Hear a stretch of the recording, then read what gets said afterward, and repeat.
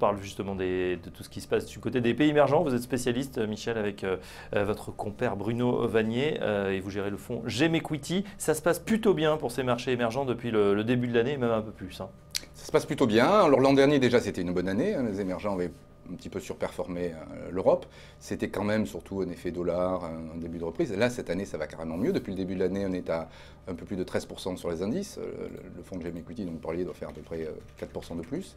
Donc c'est mieux que l'Europe, même si l'Europe s'est pas mal comportée ces derniers temps. Les émergents surperforment.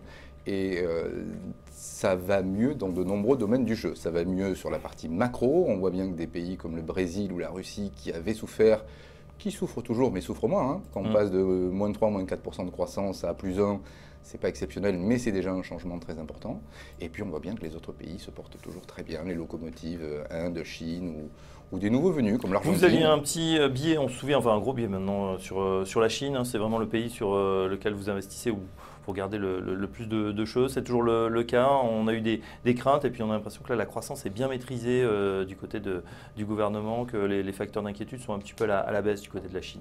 Alors il y a quelques facteurs macro qui sont à la baisse, pas pour nous. Hein. Nous, notre scénario central, c'est de penser que d'ici là, jusqu'à la fin de l'année, on va avoir une croissance bien tenue. Alors soit parce qu'il y aura des stimuli fiscaux ou autres, ou investissements, soit, comme vous le disiez ces derniers temps, parce que finalement la relance keynésienne fonctionne et finalement le pays repart un peu tout seul. Nous, notre sentiment, c'est que quand même la croissance va croître moins vite. Hein, on est plutôt vers du 5-6% que les 6,5 ou les 6,7 que l'on a, qui sont très politiques pour nous. Hein. Ça rentre en détail, une échéance politique très importante à l'automne. Et donc, habituellement, la Chine fait toujours tout ce qu'il faut dans ces cas-là pour que l'économie se porte bien. Donc, nous sommes convaincus chez GEM que l'économie chinoise va bien se porter jusqu'à l'automne, qu'elle se portera moins bien après. Mais ce n'est pas pour ça que nous sommes en Chine. Nous sommes en Chine parce que c'est sûrement un des marchés avec les États-Unis le plus profond au monde. Ça veut dire quoi, marché profond? Ça veut dire qu'il y a beaucoup de secteurs, beaucoup de sociétés, beaucoup d'histoires. Nous qui sommes des stock pickers, il y a énormément de très belles histoires.